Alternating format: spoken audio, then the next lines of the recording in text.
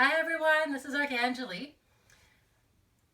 Last time I did a box opening, I kind of implied that it would be the last one I was doing in a long time.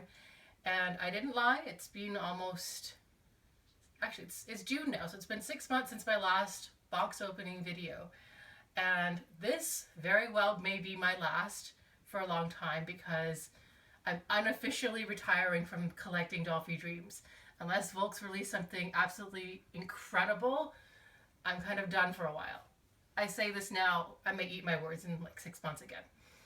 So this very special doll was hand delivered to me this weekend at Anime North, and I've been sitting on this, not literally, but it's been really hard to have it in the house and not open it. But I wanted to make this video and share it with you guys because she's very special. You might be able to guess who it is based on the girls that I have sitting in front of me. I have Sakura Mato from Fate's Day Night and Tohsaka Rin from Fate's Day Night. So who do you think this is? It's Tohsaka Rin, version 2. Alright, so as you can see, this is in one of the classic yellow Dollfie Dream cardboard boxes. It's not in one of those gigantic sliders, which I'm quite relieved about because I don't have room to store those slider boxes anymore. I'm quite relieved that this is just the cardboard box because I can flatten these in I tuck them in the back of a closet. So I'm just going to cut open the plastic. So the story of this doll is quite interesting. So Tohsaka Rin version 2 was released last December, so that's December 2015 at the Dalpa 34 in Tokyo. And she was really popular even when she released. And Volks has redone their policy for their doll lotteries. So whether you go to a Dalpa in person now or whether you're applying online for the lottery to purchase the doll, everyone finds out the results at the same time. So whether you go to the Dalpa in person or not, it doesn't really have much of a benefit anymore because you're not going to be leaving with a doll. Actually, you find out later, and then if you're a Japanese citizen, they ship it to you. If you're an international customer that's entered on their website, they still ship it to you. So let me just take the protective plastic off. So what happened with this one was that I lost the lottery. My husband and I both entered. I think I had a couple of friends enter on our behalf as well. And we both lost. I'll just hold up the box so you can see the artwork a little better. And so I went hunting on the aftermarket, which can be terrifying because even though she retailed for, what was it, 59,000 yen when she was listed on Volks. Basically, as soon as the lottery results were announced, people were selling her for, gosh, upwards of 90,000. So it was extremely frustrating because to see her scalped so soon, it's maddening. All right, let's open her up. I'll take out all of her loot first. So this is her wig, clothes.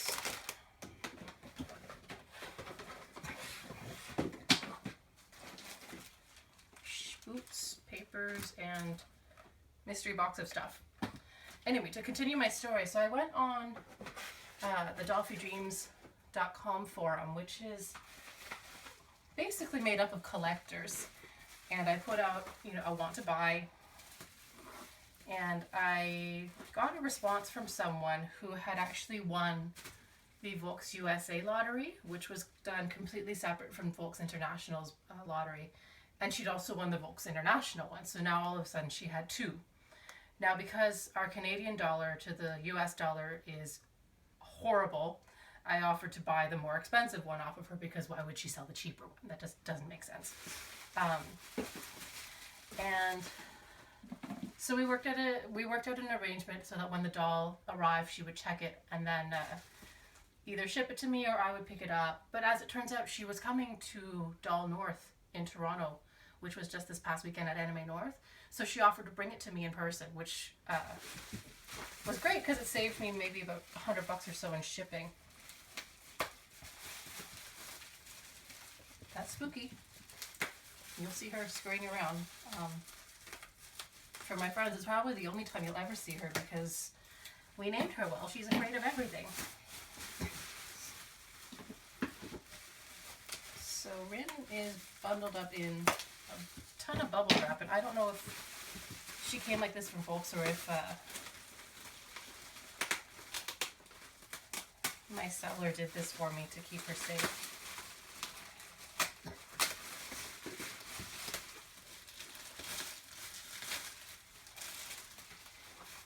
So she's all up in her plastic right now. And it's a lot more tape than I'm used to with this. Mind you, I haven't had a new doll in quite some time. All right. So here she is, all naked. So here's a close-up of her face. You can see that she's got some lovely blushing on her cheeks, rosy cheeks, makes her look young and fresh. And I'll compare her to original Rin shortly once I get her dressed so you can see them side by side. But you can see her face, and she's got bright blue eyes. She's very pretty. So before I dress her, I'm going to go through the usual routine that I do for all of my new dolls. I'm going to install the Cool Cat aluminum reinforcement parts, and I'm also going to switch out her wrist joints for the Volks fully articulated swiveling wrist joints that they released recently for sale. These were, I think, 1,200 yen, and I bought a whole bunch of them when I could, just to stockpile them. Now, if you've seen my Cheryl Gnome unboxing video, you've already seen me put the aluminum rings in, so I'm going to do this off camera so you don't need to waste 10 minutes of watching me put these in. But one thing I was curious about is, well, check it out. Rin's head, well, it's hard to see on camera, but if you take her head off, down here there's a number etched into the vinyl, and her head sculpt is 38. Now, I know for a fact that the Dollfie Dream heads are at about like 115 or 120 right now, so this is actually the same head sculpt as original Rin. That's what that means. All right, so I'm going to take a break and install these reinforcement bits, and I'll be right back. All right, so the Cool Cat reinforcement bits are in. I'm going to leave her head off for a little bit because I want to, it's easier to dress her without the head on. So let's go through all of the stuff that she came with. First, I'm going to open up her little literature pouch. And so here's a little info pamphlet that comes with Rin, and it just has some instructions on how to dress her. Her blouse is notoriously tight-fitting, so we'll get to that shortly. And she also comes with several sets of decals for her command seals. I don't know if you noticed before, but Rin comes with the grabbing hand, so I can't tell off the bat if these are the 04 or the 06 hands, but they're definitely not the flat 01 hands that usually come with a new Dollfie. And if you didn't know what I meant when I was talking about the wrist joints that I replaced her with, see how these swivel 360? The usual standard Volks joints just kind of go forwards and backwards. So I replaced these right away, so I have a better range of movement when I'm posing her. Whoops, there go the command seals. I better grab those before I lose them.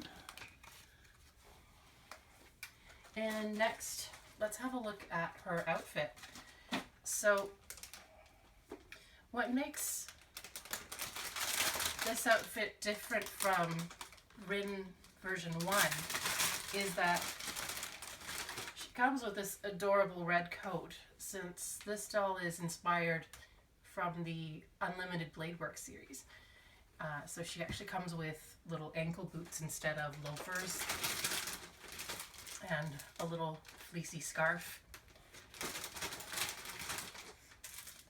Cute little panties, and black socks. Now, if these are anything like the black socks that came with Tohsaka Rin version 1, those socks stained horribly around the thigh, along the heel, so I'm not going to take any chances. I'm going to wash these a few times before I use them, and we'll use some different socks today, but yeah, let's just get rid of those for now. So let's get Rin dressed. There's so much plastic with these. So there's nothing particularly exciting about Rin's underpants. They are just white, satin, stretchy, not even a little bow. How disappointing. So we just get those on. And let's see, how have they done her outfit? Okay, so the coat just snaps. And they've bundled it all in together. Oh, this is cute. The lining of her blazer, or her coat rather, is a cute plaid fabric. And this is a really nice soft, almost like a micro fleece. I can't, oops, I better keep that away from my head. So this is the shirt, and it does open the back with a bunch of snaps, and it's white lined, or at least they tried. And let's get this on. So I'm going to remove her wrist joints to get the blouse on, since that's what the instructions said in the pamphlet.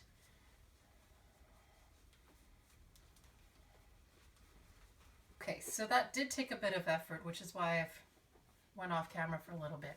The most complicated part is actually fishing the wrist joints at the bottom of the sleeve out, because since it's double layers of fabric, the wrist joint just kind of got stuck in all of that.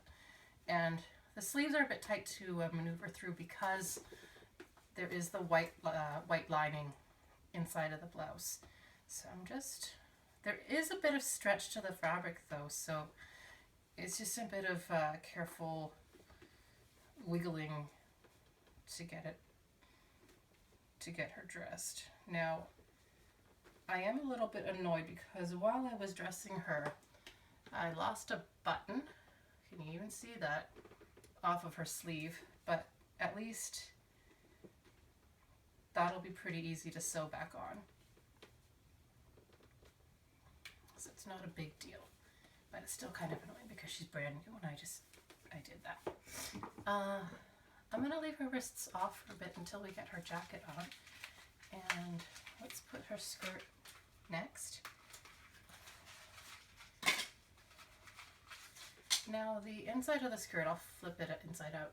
It is completely white lined.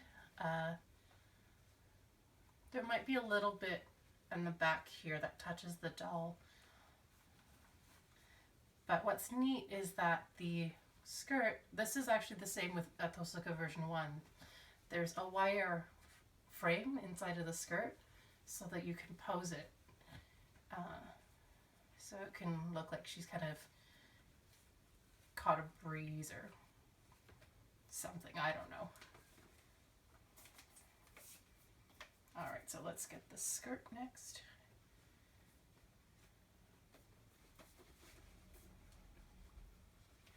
And like I said, I will be using different socks that I know don't stain. And these are made of a stretch jersey that my sister made for me, and she did, I think, 3 or 4 pairs for me because I do like having black stockings, but I don't like gambling to see if they'll stain or not. So once I get her skirt on, I'll put her socks on, and then I'll be right back. Alright, so Rin is dressed. I've got the shoes, my socks, and her little red coat on, and let's go about putting on her wig. Now I'm going to put a nude wig cap on her. This is just one from Cool Cat. You can get a nude one, you can get a white one, it really doesn't matter. But because the inside of the wig that Volks has given her is completely black, that's why I'm putting a cloth wig cap on. Now I do sometimes use silicone wig caps in addition. Silicone wig caps will not prevent staining. I mean, the black dye from her wig could completely bleed through. What they are good for is preventing things from slipping and sliding around. So sometimes I will layer the silicone one and then put the cloth one on top. But Rin seems to have a pretty big round head, so we should be okay with just the cloth one. This is her scarf that I took out of its plastic. So let's have a look at her wig. Now, her wig is slightly different from Tohsaka Rin version 1's wig in that she still has the cute little twin tails, but she doesn't have the defined little peaks or crimps, which I like. I think it's a great thing because it's easier for me to bring her wig out to doll meets and not worry about having to restyle and fix her little crimps every time. So there is a little plastic tabby thing holding the wig. So I'm just gonna cut that and hopefully find the other end of it. Here we go.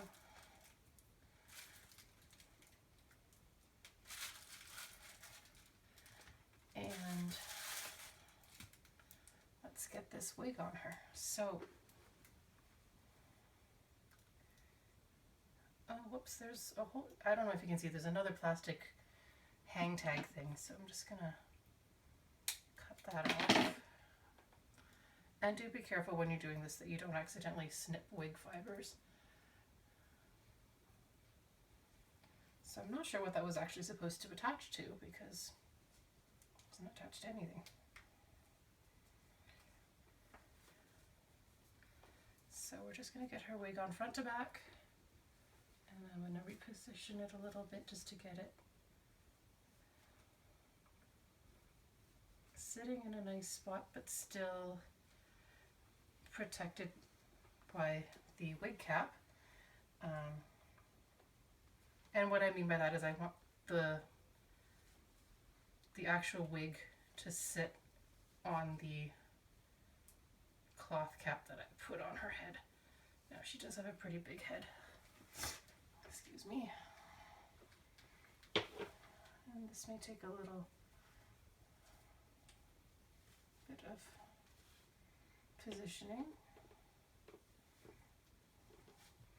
Okay, that was a little more complicated. I had more trouble with the wig than I actually had with her shirt. The wig cap is really tight and Rin has a very big head, so trying to position the wig with the wig cap and everything, it just kept sliding around. So anyway, I finally got it. I'll bring her up to the camera in just a minute. But I wanted to have a look and see what was in here. So inside this little box, which might be taped. No, it's not taped. Okay. Is her dagger. It's actually a lot bigger than I thought. So we can give her